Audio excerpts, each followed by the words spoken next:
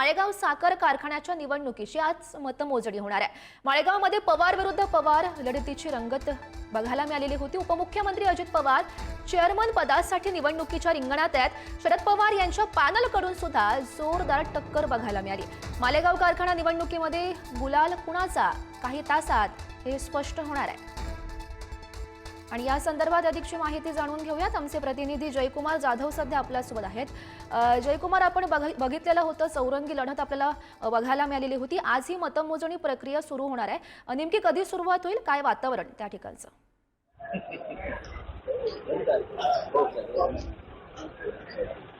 गौरी, बारामतीतील या प्रशासकीय भवनामध्ये मी ज्या ठिकाणी उभा आहे या ठिकाणी आज माळेगाव सहकारी साखर कारखान्याच्या या मतमोजणीला सुरुवात होईल। 9 वाजता ही मतमोजणीला सुरुवात होणार आहे। या मतमोजणीची जी प्रक्रिया अशी आहे की 34 टेबलवरती या मतमोजणी होणार आहेत। 2 दिवसापूर्वी 67 मतदान केंद्रावरती अ वर्ग गटातील 19,551 मतदारांपैकी 88.48% इतकं मतदान झालं होतं। तर ब वर्गासाठी 102 उमेदवार होते, त्यापैकी एका उमेदवाराने मतदाराने मतदान केलं नाही। बाकीच्या 101 मतदारांनी त्यांचा मतदानाचा हक्क बजावून 99% इतकं मतदान पूर्ण केलेलं आहे। आणि आज या बारामतीतील प्रशासकीय भवनातील अभियांत्रिक भवन येथे थोड्याच वेळात 9 वाजता मतमोजणीला सुरुवात होईल।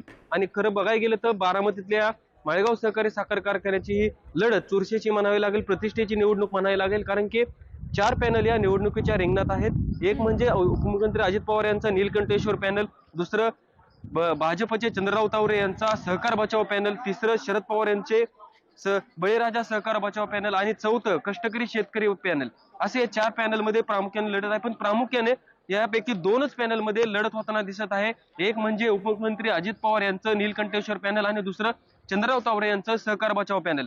त्यामुळे आता यामध्ये कोण विजय होणार हे पाहणं महत्त्वाचं असलं तरी मागच्या टर्ममध्ये उपमुख्यमंत्री अजित पवारांकडे या कारखान्याची सत्ता होती आणि आता या निवडणुकीमध्ये अजित पवारांना कितपत या कारखान्यावरती सत्ता टिकवण्यासाठी यश मिळते का नाही हे पाहणे महत्त्वाचं असणार आहे।